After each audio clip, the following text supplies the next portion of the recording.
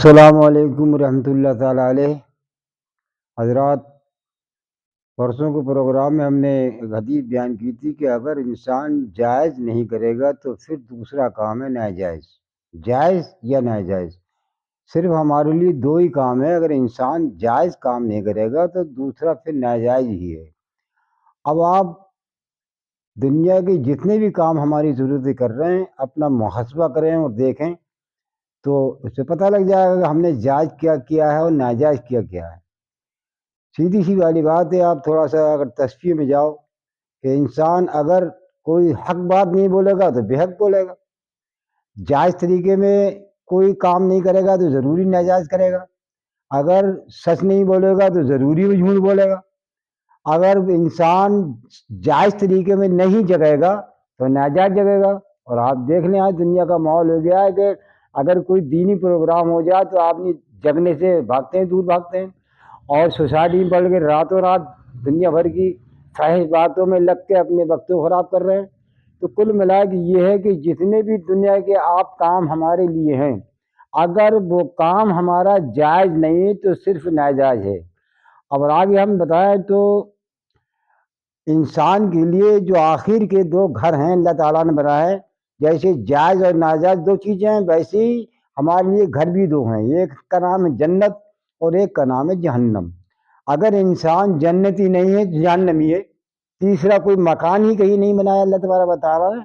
جب ہمارا حشر ہو چکا ہوگا تو یا تو جنتی ہیں یا جہنمی ہیں۔ اور پھر یہاں دنیا میں آپ حساب لگا لیں کہ اگر انسان مومن نہیں ہے تو پھر دوسرا کافر ہے، تیسری کوئی کاسٹ نہیں ہے۔ جو بنانے کی دنیا نے کسی کاروبار کے حساب سے جو جس کی کھیتی کر رہا تو کسان ہو گیا، کوئی مطلب جو ہے کارپینٹر ہے، بڑے کے کام کر رہا ہے کارپینٹر ہے، جو کام ہے جو نسبتی ہیں، لیکن حقیقی کام صرف دو ہیں کہ یا تو مومن ہے اور مومن نہیں تو پھر کافر ہے۔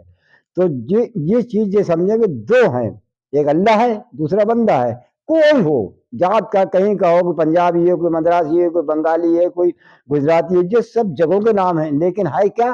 ایک بندہ ہے، یہ اللہ ہے، اللہ کے بندے سب ہیں۔ تو یہ چیز دو طریقے میں انسان کو سمجھنا چاہیے کہ ہم جو کام کر رہے ہیں ہمیں اللہ تعالیٰ کے حکم والا کر رہے ہیں یا اس کی حکم عدولی کر کے ہم کام کر رہے ہیں۔ تو جو ایسا کرے گا، جو حکم عدولی کرے گا اللہ تبارک و تعالیٰ کی، اسی کا نام اسی کا ٹھکانہ جہنم ہے، اور جو اللہ کے احکام سے زندگی اپنی گزار رہا ہے تو وہ جنتی ہے۔ تو اب ہم فیصلہ کر لیں، میں آپ سب لوگ فیصلہ کر لیں کہ ہمیں کہاں کا ٹھکانہ پسند ہے، جہنم یا جنت۔ اگر جنت پسند ہے تو میرے بھائیوں سدھر جاؤ، اپنا محاسبہ کر کے اچھے ہو جاؤ، آپس میں ایک دوسرے میں محبت کرو، متفق ہو جاؤ۔ متحد ہونے کی ضرورت نہیں، ڈاکٹر اقبال کا شعر ہے، متفق ہو تو بدل ڈالو زمانے کا نظام۔ متفق یعنی اکٹھا نہیں کر رہے ہیں بلکہ متفق کہہ رہے ہیں، متفق ہو تو بدل ڈالو زمانے کا نظام، منتشر ہو تو مرو شور مچاتے کیوں ہو۔ تو یہ شعر ہم نے آپ کو پہنچا دیا، اب اپنا محاسبہ کریں اور اچھے کام کرنے کی اللہ تعالیٰ سے دعا مانگیں۔